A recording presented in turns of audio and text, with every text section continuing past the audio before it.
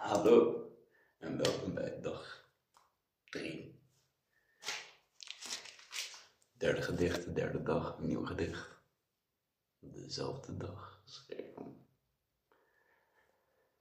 Even zonder nadenken. Doen wat je doet, passief lachje op je gezicht en de uren voorbij laten gaan. Oh, zo heerlijk. De zon ziet er mooi uit. De nacht kan slapen zonder kwalen. En het allermooiste is dat je daar tussenin hun kan zien.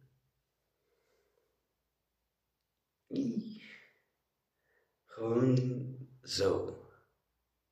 Even zonder na te denken.